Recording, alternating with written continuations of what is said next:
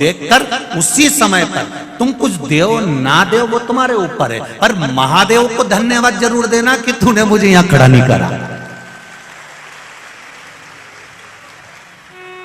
तुम किसी को देव ना देव, जिस चौराहे पर तुम्हें भिखारी नजर आए, जिस चौराहे पर तुम्हें भिक्षुक नजर आए, जिस चौराहे पर तुम्हें भिक्षा मांगने वाले नजर आए, उस जगह पर तुम उनको देव ना देव ये आपकी मर्जी है। हम ये भी नहीं कहेंगे कि मत दो, कि हम ये भी नहीं कहेंगे कि देव। हम तो इतना जरूर कहेंगे कि महादेव को धन्यवाद जरूर देव कि बाबा तेरी कृपा थी जो तूने शरीर अच्छा बनाया, तेरी कृपा थी मुझे घर अच्छा दिया, तेरी कृपा थी जो मुझे भजन करने का मौका दिया, तेरी कृपा थी खाने को अन्न दिया, तेरी कृपा थी थोड़ा सा काम धंधा दिया, पर तेरी कृपा से आज मैं यहाँ हूँ कि मैं गाड़ी में घूम रहा हूँ। मेरे पास भी 2 व्हीलर है, मेरे पास भी 4 व्हीलर है, मेरे पास भी साइकिल है, मैं भी अपने पाँव से चल रहा हूँ। ये तेरी कृपा है। अच्छा हुआ तूने मुझे रेंगने के लायक नहीं बनाया, कहीं पटक नहीं दिया। ये धन्यवाद। जब जब भिखारी नजर आए और भीख मांगने तुम्हारे कांच बजाए, उस जगह पर तुम देव ना देव पर उसको धन्यवाद जरूर देना कि तेरी कृपा से यहाँ बैठा हूं।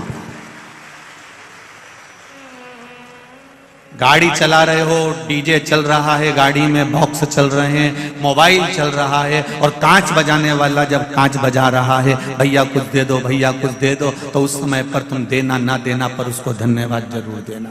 थोड़ी देर आवाज कम करना, साउंड कम करना, और जब भीख मांगने वाला भिक्षा मांगने चौराहे पर खड़ा हुआ हो, उस जगह पर तुम जम के मन से कहना अपने परिवार के साथ, तेरा शुक्रिया है मेरे भोलेनाथ जो तुमने मुझे 4 व्हीलर में बिठा कर रखा।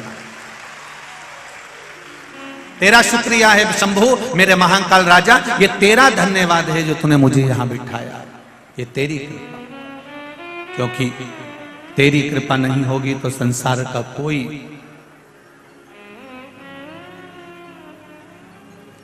कोई सुख नहीं मिल सकता। तेरी दया है इसलिए आज मैं यहां बैठा हूं। तेरी दया, तेरी करुणा, तेरी उदारता है जो मुझे यहां मिला है। ये तेरी कृपा।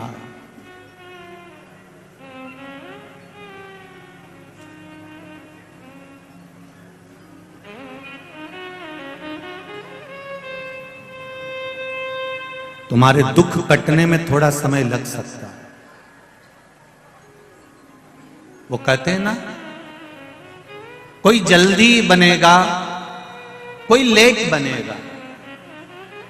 जम के बोलो जरा, कोई जल्दी बनेगा, कोई लेट बनेगा, पर शिव जी को जल चढ़ाने वाला एक दिन सेठ जरूर बनेगा।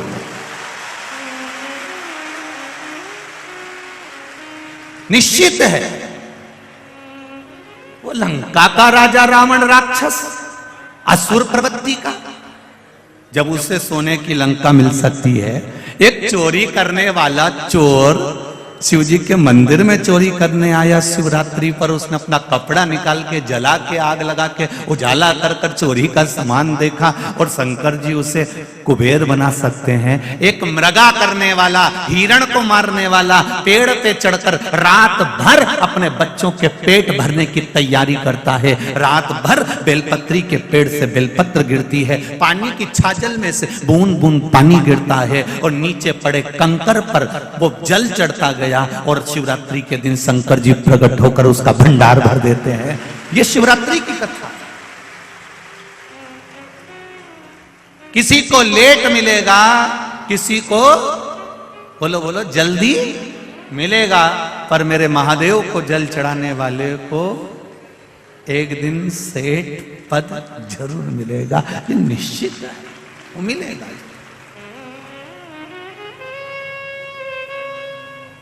अब आपको कहीं जाना नहीं है, हो कोई तुमसे कह दे वहां इतना बड़ा चमत्कार हो रहा है और गड़ा हुआ हंडा मिल रहा है, तो हमको भी बता देना, हम भी चले जाएंगे। हमें भी बता दो दादा, हम भी चले जाएंगे। अगर ऐसे गड़े हुए हंडे मिलते होते या बहुत बहुत चमत्कार होते होते, अंधविश्वास में मत पड़ना। फिर निवेदन है, इधर उधर भ्रम में भ्रांतियों में मत जाना। अगर ऐसे गड़े हुए हंडे मिलते होते तो ये जितने भी यहां बैठे हैं ना, ये एक कथा नहीं सुनते और वह हंडे वाले के यहीं पड़े होते। और हम भी काय को कथा बाजते, वहीं नहीं बैठ जाते।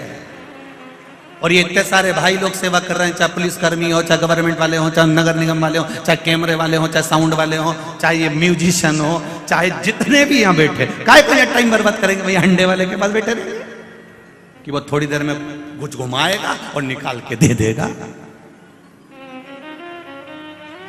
शिव महापुराण में शंकर भगवान ने माता पार्वती से कहा है, गीता जी में भगवान कृष्ण ने अर्जुन से कहा है, विष्णु पुराण में भगवान विष्णु ने लक्ष्मी जी से कहा है, ब्रह्मवत्ता पुराण में ब्रह्मा जी का संवाद करते हुए स्वयं वीणा देवी से कहा है।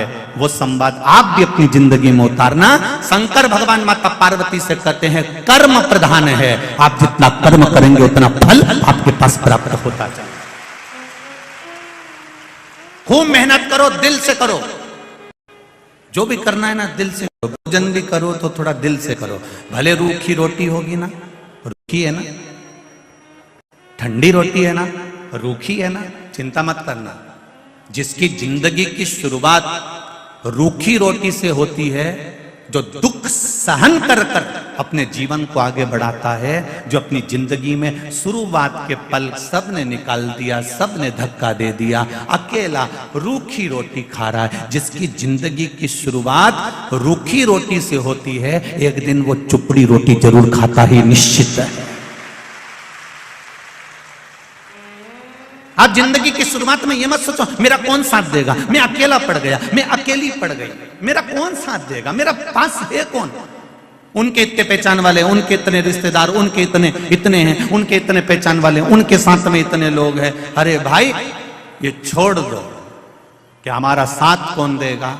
साथ देगा तुमने जो शंकर जी के मंदिर में एक लोटा जल चढ़ाया है, जो तुमने शिव भगवान पर एक बेलपत्र चढ़ाई है, जो तुम दिल रखकर शिव महापुराण की कथा में पहुंचे हो, तुम जो दिल से शिव पुराण सुनने वालों का सेवा कर रहे हो, भाव से आनंद से जो तुम गुणगान कर रहे हो, जो राम नाम, कृष्ण नाम, शिव नाम, पंचाक्षर मंत्र, षडाक्षर मंत्र, द्वादशाक्षर मंत्र, महामृत्युंजय मंत्र या श्री शिवाय नमस्तुभ्यम जप रहे हो, वो तुम्हें तुम्हारा साथ देने के लिए तत्पर रहेगा। जिस समय पर द्रौपदी का चीर खींच रहा था, गुरु द्रोणाचार्य भी बैठे थे, भीष्म पितामह भी बैठे थे, उनके पति भी बैठे थे, धृतराष्ट्र और गांधारी भी बैठे थे। ऐसा कौन था जो नहीं बैठा था? सब उस सभा में बैठे हुए थे और रोई द्रौपदी सबके सामने जाकर रोई। गुरु द्रोणाचार्य से बोला मैंने आपसे गुरु मंत्र लिया है, तुम मेरे गुरु हो, तुमने मुझे गुरु दीक्षा दी है, मेरा चीर खींच रहा है, ये मेरी साड़ी खींची जा रही है, तुम कुछ नहीं बोलोगे? साड़ी देख कर भी गुरु भी कुछ नहीं बोले और पांडव भी कुछ। इतना बड़ा वीर बैठा हुआ था भीम, इतना बड़ा बड़ा योद्धा बैठा हुआ था उस सभा में। भीम जैसे योद्धा भी बैठे हैं, अर्जुन जैसा धनुष चलाने वाला भी बैठा है, तीर चलाने वाला भी बैठा है। विद्वानों में विद्वान धर्मराज युधिष्ठिर तक बैठे हुए थे, नकुल सहदेव तक बैठे हुए थे। सब साड़ी देखते रहे पर कोई बचाने नहीं आया। अंत समय में फिर मेरे भगवान को आना पड़ा। उसी तरह जैसे भीम, अर्जुन, नकुल, सहदेव, युधिष्ठिर, भीष्म पितामह और धृतराष्ट्र, गांधारी, गुरु द्रोणाचार्य जितने थे ना, सब साड़ी देख रहे थे पर बचाने कोई नहीं आया। उसी तरह अंत अवस्था में पलंग पर पड़े रहोगे, सब नाड़ी देखते रहेंगे पर बचाने कोई नहीं आएगा। साड़ी देखने वाले भी बचाने नहीं आए और नाड़ी देखने वाले भी बचाने नहीं आए। अंत समय में केवल मेरा देव अधिदेव मां आएगा। अंत समय परमात्मा की ओर जाने में देरी मत करो। कितना विश्वास है आपका? जितने लोग इस पूरे ग्राउंड में बैठे हुए हैं लाखों की संख्या में, इससे डेढ़े पूरे ग्राउंड के चारों तरफ बाहर बैठकर होटलों पर कथा सुन रहे हैं। जितने अंदर हैं उससे डेढ़े बाहर हैं।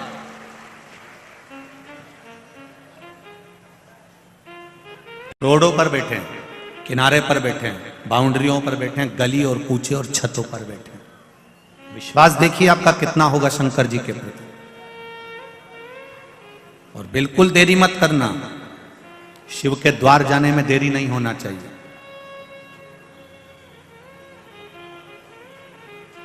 एक पत्र आया है, आज और कल का ही पत्र है, देख लीजिए।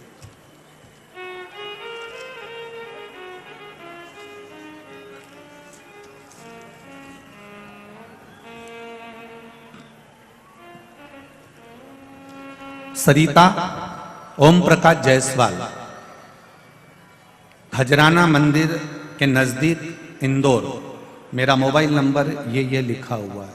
कहीं बैठी हैं सरिता जी? ओम प्रकाश जायसवाल, सरिता ओम प्रकाश जायसवाल कहीं बैठी हो तो हाथ हिलाइएगा। दिख गई क्या?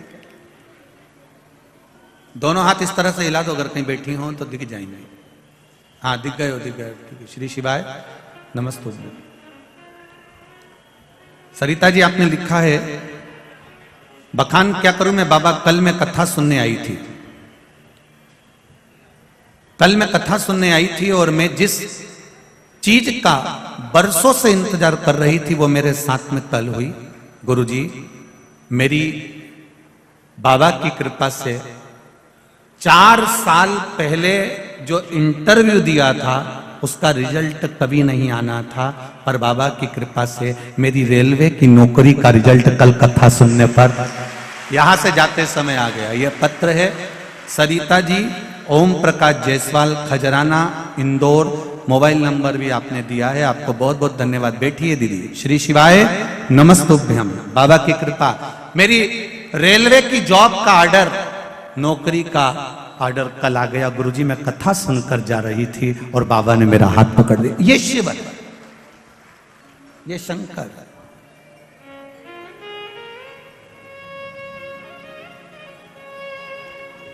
आपसे एक बात हमने पहले कथा में कही है, आप लोगों को स्मरण में है कि नहीं है? शिव कथा में जाओ,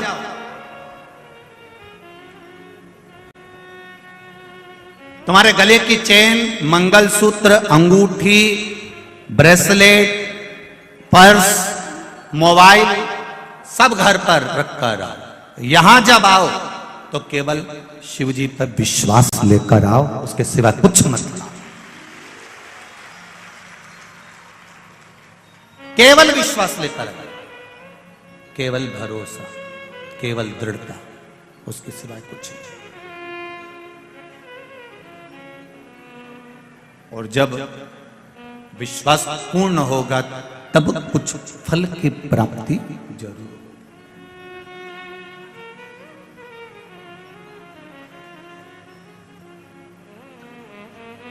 कथा सुनने आते हो और कहते हो कि हम तो भगवान पर पूरा विश्वास लेकर आए हैं, पूरा भरोसा लेकर आए हैं और कथा सुनने आए हैं। मुझे तो नहीं लगता कई लोगों को देखकर कि आप कथा सुनने आए हो। सवेरे 8 बजे से 7 बजे से 6 बजे से पंडाल में आकर बैठे हो, तो किसके लिए बैठे हो? कैमरे वाले के लिए? जैसे ही कैमरा तुम्हारी ओर गया, अब कह रही थी कि भगवान हमारी सुनता नहीं है तो कैमरे वाले को सुना। जिसके लिए आए आप, जिसके लिए कथा सुनने आए हो तो कैमरे वाले से कहो। और बाद में कहते हो हम तो महादेव का, हम कथा सुनने गए थे, हम भगवान की कथा सुनने गए थे। अब तुम्हारा ध्यान तो कैमरे पर।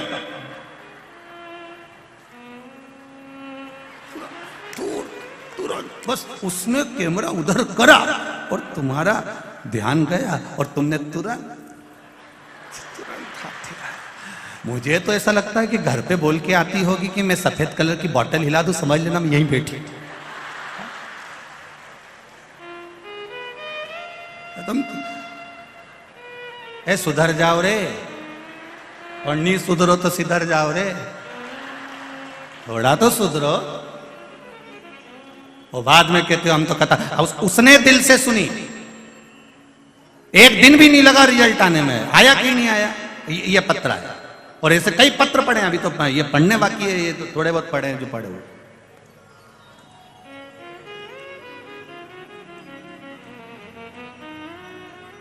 एक काय को टाइम बर्बाद करो रे, सवेरे 9 बजे से घर से आ जाओ फालतू का, एक कैमरा वाला का चक्कर में आओ जबरदस्ती का।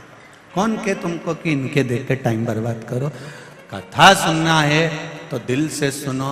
इशारा तुम्हारा नहीं होना चाहिए, इशारा मेरे महादेव का होना चाहिए, तो कथा का तो मतलब की कथा नहीं तो जरा से में कैमरा उन्नंग गया तुरंत कहा मतलब कैसा। शंभो शरण पड़ी मांगू घड़ी रे घड़ी दुख काटो दया करी दर्शन आपो। एक माता ने पत्र में लिखा है, मैंने जो कथा वहां हुई थी पटवारी जी वाली उस कथा को सुना था, उसमें मैंने बाबा से मांगा था कि बाबा मेरी बेटी का शादी नहीं हो रहा है, हम बड़े तकलीफ में थे गुरुदेव, सारे को दिखाया कहीं बेटी का संबंध नहीं जम पाया।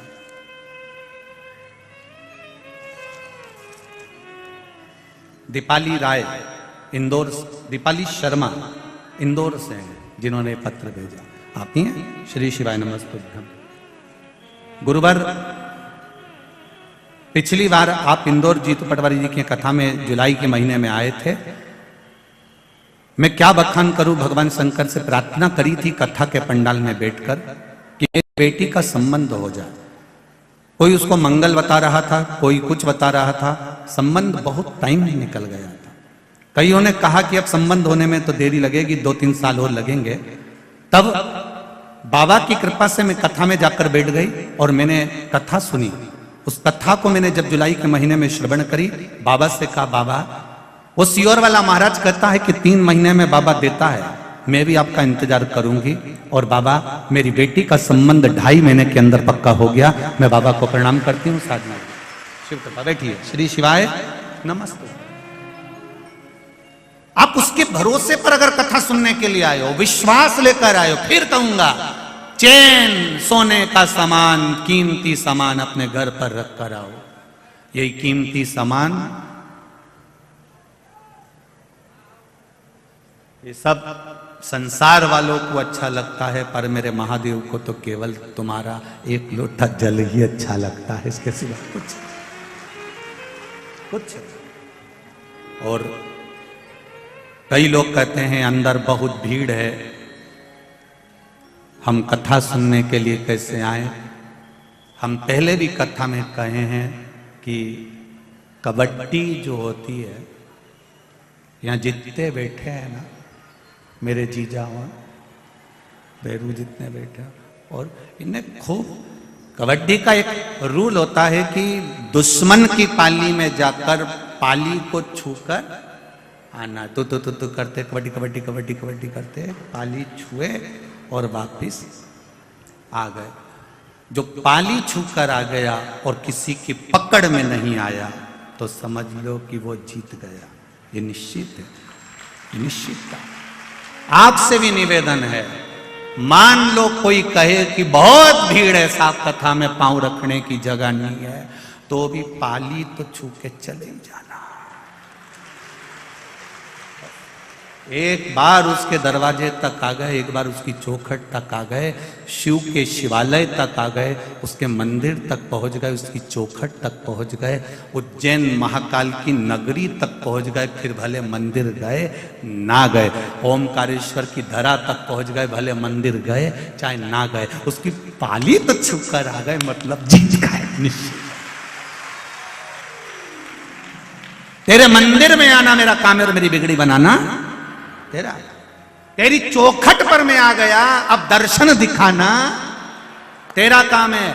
कभी एयरपोर्ट जाना, फ्लाइट में बैठने के लिए जाओगे और अंदर जाकर एक बार तुमने तुम्हारी एंट्री कर ली, उसके बाद में तो एयरपोर्ट वाले तुमको ढूंढेंगे फ्लाइट में बिठाने के लिए कि दादा गया कहाँ, और तुम जाओ और बाथरूम में छुप के बैठ जाओ, मत मिलो, और 25 बार अनाउंस करेगा, भैरू ओ भैरू, ने बार बार कहेगा कमला भाई किनांग है, ओके बुलाओ, वो क्या हवाई जहाज में बिठाना, तुम जाओ मत, ही तुम्हें जबरदस्ती पकड़ के हवाई जहाज में बिठाएगा, क्योंकि उसको मालूम पड़ गया तुम अंदर आ गए हो। अब तुम अंदर आ गए हो मतलब फ्लाइट तुम्हारे चक्कर में रुकेगी और तुमको बिठाकर ले जाएगी। इसीलिए तुमसे निवेदन, एक बार उसके दरवाजे तक पहुंच जाओ, फिर तो वो तुम्हें पकड़ कर ले ही जाएगा, ये निश्चित।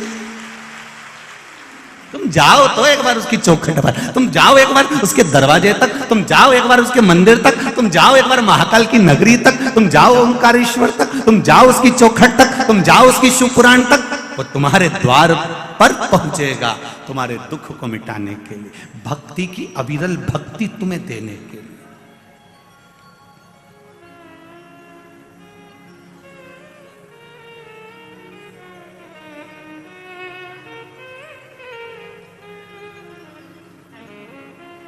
ये जो नजारा है आपका भक्ति का, ये पूर्व में कभी देखा नहीं।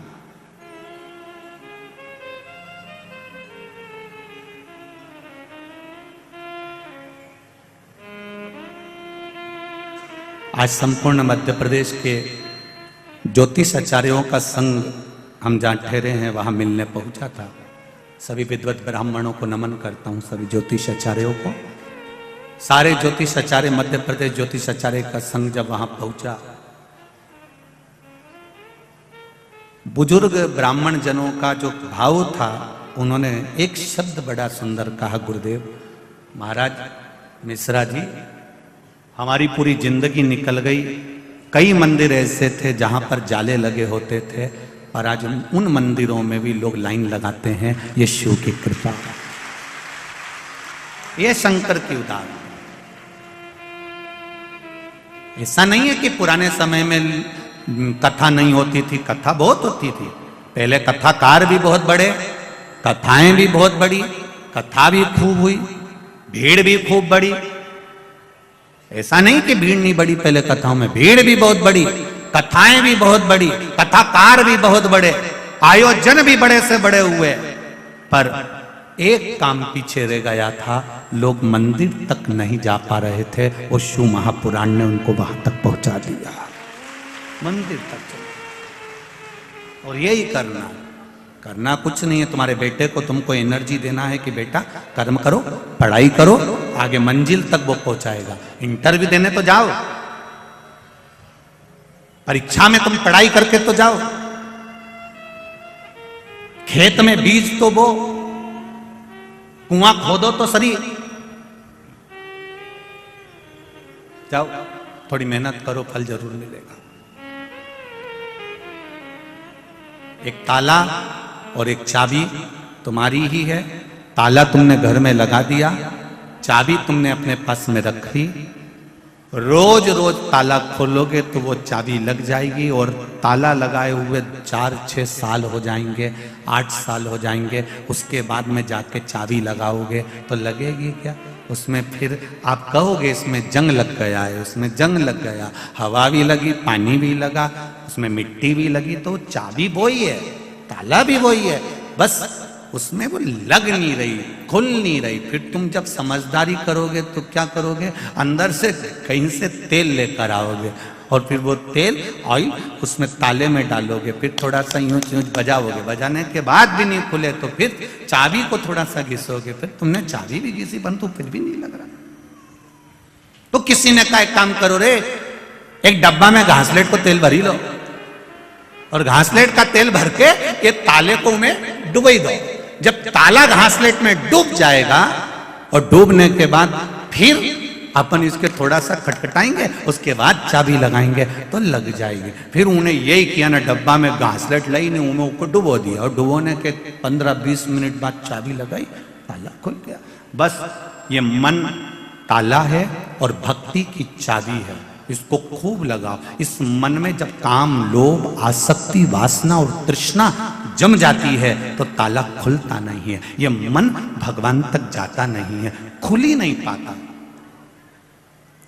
इसको बचपन में भी परमात्मा के पास ले जाओ, इसको जवानी में भी परमात्मा के पास ले जाओ, इसको अधेड़ी में भी परमात्मा के पास ले जाओ, इसको बुढ़ापे में भी भगवान के पास ले जाओ। कोई ये सोचे कि अभी कोई हमारी उम्र है, आराम से जाएंगे भगवान के पास, अभी कोई हमारी उम्र है, बचपन में भगवान का भजन कोई करता है, जवानी में कोई भगवान का भजन करता है, अधेड़ी में कोई भगवान का भजन करता है, तो समझ लेना ताले में जंग लग गई, फिर ये चाबी से नहीं खुलने वाली। फिर क्या करना पड़ेगा? तो क्या ये ताला नहीं खुले, ये मन, अगर ये चाबी भक्ति की चाबी से ये मन नहीं खुल रहा है, ये मन परमात्मा तक नहीं जा रहा है, तो फिर शिव महापुराण में ले जाके इसको डुबकी लगवा दो, फिर ये मन पूरा की पूरा खुल जाएगा। ये निश्चित है, इसको खोलना पड़ेगा।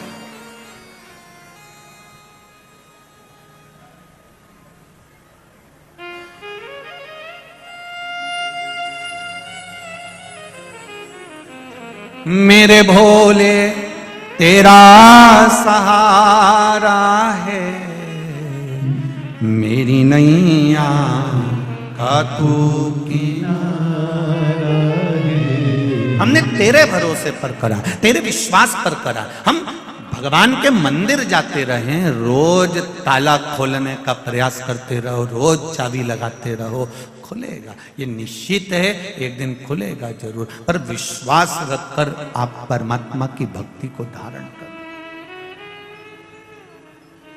मेरा आप सबसे निवेदन है, कथा में भीड़ बढ़ाने के लिए कभी मत जाना। और यहां भी आप लोगों से भी कहूंगा एक बात, भीड़ बढ़ाने मत आओ, या कोई तुमसे कहे कि एक बार चल तो सही, अपने ऊका भी कहना नहीं मानना। तुम तो तुम्हारा रोटी खाओ ना, चद्दर ओढ़ के सो जाओ, मत आओ। या वैसे ही जगह नहीं दादा, सही करो, भीड़ बढ़ाने मत आओ।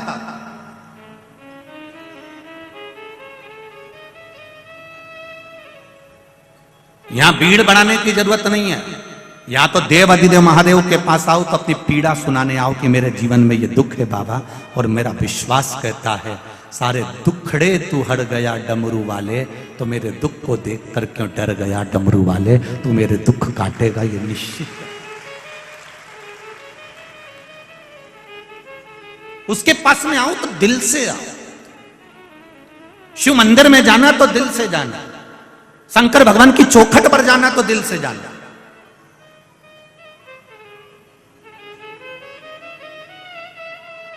जरा सा तुम फोन पे बात करो और तुम्हारा मन नहीं लगे तो तुम्हारी धर्मपत्नी पहचान जाती, जरा सी देर में। वो मायके गई और तुमने फोन पे बात करी, उसने फोन लगाया और तुमने बात करी, और तुम्हारा मन नहीं लगे नहीं तो उतनी देर में समझ जाएगा कहां हो। दिन भर फोन पे बात नहीं करते, कम से कम 5 मिनट तो अच्छे से कर लिया करो। कहां लगे हुए, तुम्हारा मन नहीं लग रहा मुझसे बात करने में, इतनी देर में तो बस बहुत समझ गई। मन ना लगा तो केवल फोन पर समझ जाते हैं। आप मंदिर गए, शिव कथा में गए, भगवान के भजन में गए, जबरदस्ती जाके बैठ गए, मन नहीं लगे तो भगवान भी कह देगा काय को आ गई री कमला, काय आई है। कौन न कहो तेरे को कि यहां जा, कौन कह। मन लगे तो जाइए, दिल लगे तो जाइए। शिव के मंदिर में भी जाओ, जब घर से एक लोटा जल भर कर लेकर जा रही हो, परिंडे में से, हंडे में से, नल में से एक लोटा पानी भर कर लेकर जा रही हो, तो तुम्हारा दिल, घर के लोग पूछे कहां जा रही हो मां, बेटा कहां जा रहे हो, शिव मंदिर तक जा रही हूं, शंकर भगवान को जल चढ़ाने जा रही हूं, शिव से अपने हृदय की बात कहने जा रही हूं, क्योंकि मेरे दिल की बात कोई नहीं सुन सकता। जिससे कहूंगी वो हंसेगा, सुनेगा तो मेरा महादेव सुनेगा, उसके सिवाय कोई नहीं सुन सकता। कौन सुन। एक पत्र आया है, देखिए।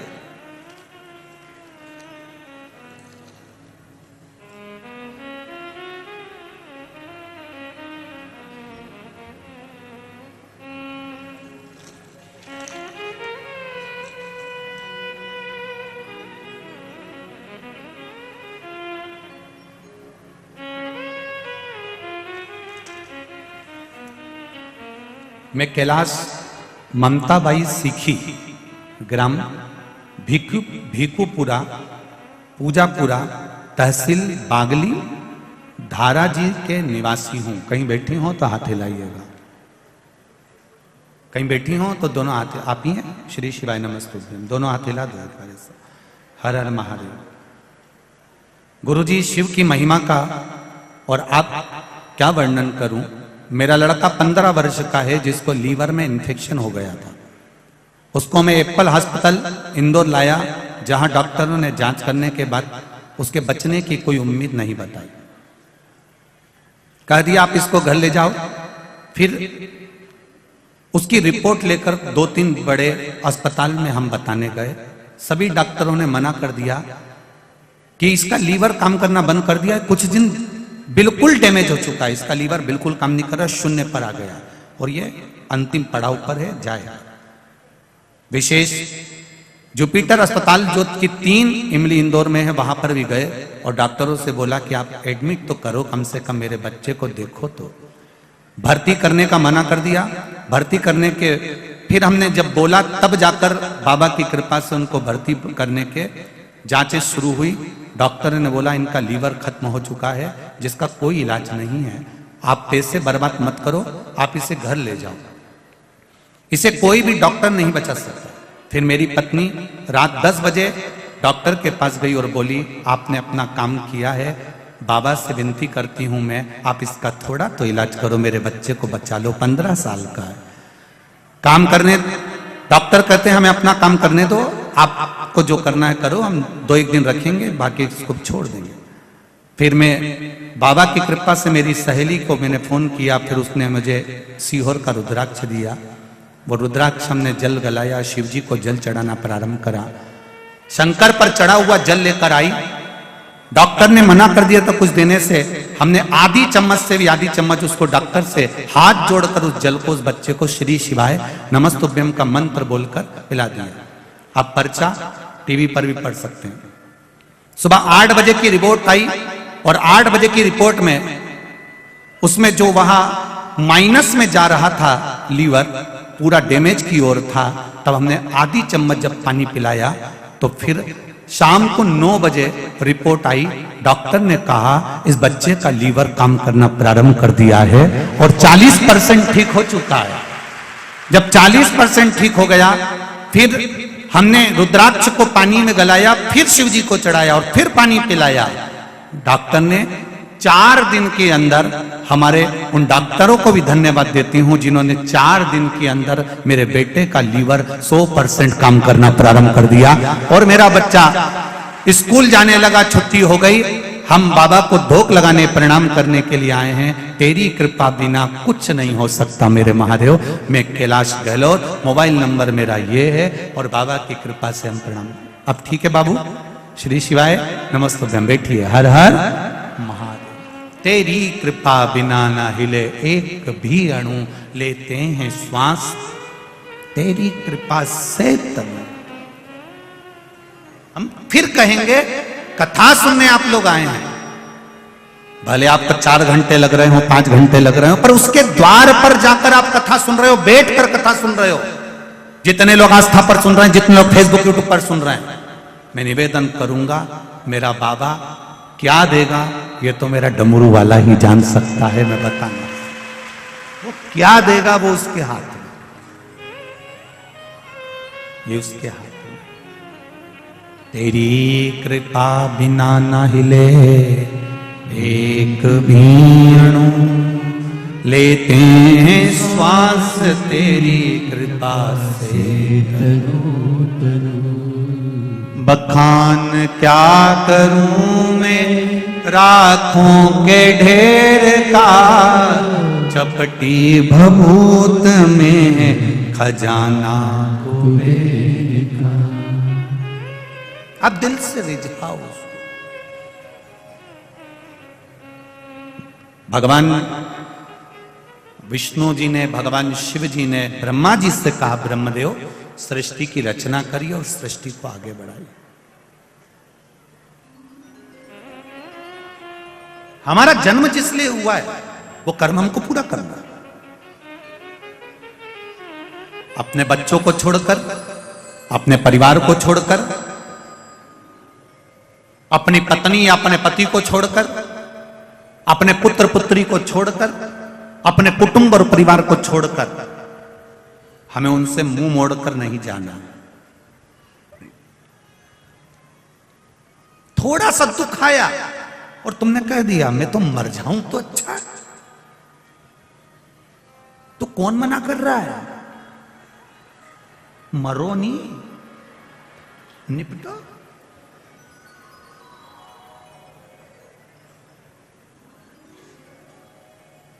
पर नहीं मरूंगी मैं अभी दिवाली पे तो हमने फ्रिज लिया है, फ्रिज का पानी दूसरा पिए और मैं यूं ही मरी जाऊं, नहीं मरो। मानव का शरीर मिला इतना जोरदार मिला है, 84 लाख भी योनि है ये मनुष्य का शरीर, 83,99,999 योनि काटने के बाद ये शरीर मिला। कितनी योनियां काटी रे, माता का जू बने और किसी ने निकाल के ना अंगूठा पे धर के निपट ही दिया। फिर खटमल बने ने खटिया में घुस गए और किसी ने घासलेट का तेल डाली ने धूप में पटकी दिया, निपट गया। मछली बने तो निपटा दिया, मच्छर बने तो निपटा दिया। कितनी योनियां ली, पर उस योनि में हमने नहीं किया कि मच्छर बोला। कभी तुमने कभी मच्छर से बात करना, मच्छर बोले कि मैं सुसाइड करूंगा? मच्छर भी नहीं बोले भले मैं नाली के पास पड़ा रहूं, भले मैं पड़ा रहूं, पर नहीं करूंगा सुसाइड, चाहे कुछ भी हो जाए, नहीं मरूंगा। मक्खी नहीं मरना चाहे तो तुम्हें कौन ने अक्ल दे दी कि जरा सा कर्जा बढ़ गया, जरा सा दुख बढ़ गया, जरा सा टेंशन बढ़ गया, जरा सी परेशानी आ गई और तुम क्योंकि मर जाऊं तो अच्छा। जब मच्छर नहीं